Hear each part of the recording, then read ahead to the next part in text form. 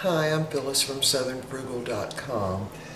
We're going to make some beef and barley soup today because I used the barley to grind it up to go in smoothies, and I just saved some out so we could have some of the soup.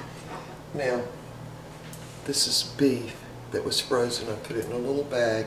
It's a very, very tasty chuck roast, and I think it's been about a month ago, so there's still some gravy in there. But I'm going to cut these little slices up a little bit, just maybe cut them in half. But to get started, the first thing we need to do is cook some peppers and onions. Now, these were peppers that were previously frozen. They don't remain crispy after they're frozen, but you can sure use them in anything cooked.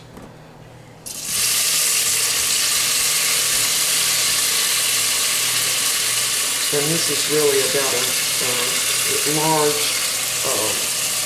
green bell pepper and a half, really. All right, and this is 2 medium-sized Vidalia onions.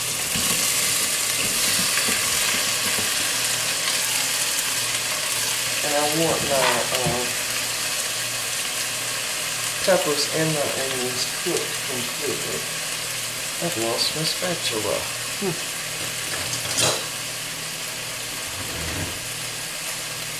I found that this is my favorite. One of those Martha Stewart from many years ago. So I'm just going to stir this around a little bit. And I've got them in kind of big chunks. So, you know, when we're eating a soup and you pick a bite up to eat, you got a chunk of onion and a chunk of pepper and whatever. Alright, so while these are cooking, it'll take about 20 minutes, I'm going to go ahead and cut up my beef. And this is the barley that I saved out from when I was freezing it to put in the smoothies. Alright, so 20 minutes, we'll be back. Okay, our peppers and onions are pretty well softened up, and I've got a little bit of brown color on them. And we're going to now add the beef. I have cut this up. Those little bits you see are actually from the gravy when we originally cooked this roast. It was a very good roast. And by the way, I did add a little bit of salt to the peppers and the onions to help them kind of cook a little faster and kind of, you know, get some of the moisture out. Alright, so we're going to go ahead and put that beef in now.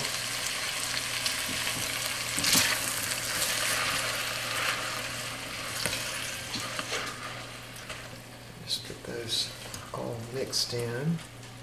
And now I'm going to add a little bit of cooking sherry just to give it a little bit of a punch.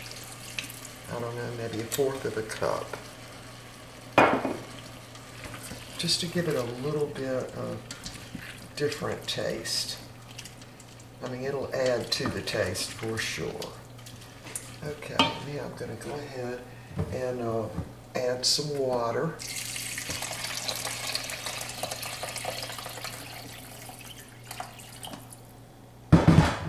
Yeah, this was one of the best roasts we've had in a long time. And I actually got it at Ingles up in Mountain Rest. And we had it up there. And we didn't eat it all, and we were getting ready to come home, so I sure wasn't going to throw it away. So I went ahead and froze it in a little freezer pack and brought it home in the cooler with ice so it didn't even thaw out or anything. And then I put it in my freezer here. Alright, I'm going to taste this, make sure it's salty enough.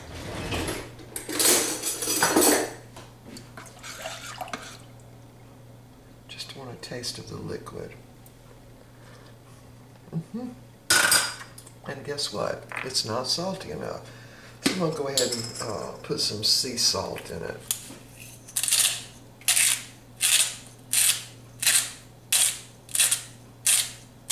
And we'll put that barley in now too, so I'm really actually putting in even a little extra salt. Alright, now the barley is already cooked, so I'm just going to go ahead and put that in, and so now all we really have to do is let it cook for about 10 minutes, and we'll be ready to eat, and we'll be back. Okay, the beef and barley soup is ready. Got plenty of beef in there, and we're going to have a couple of pieces of French bread that's hot and buttered. There's my plate, and of course we've got our iced tea.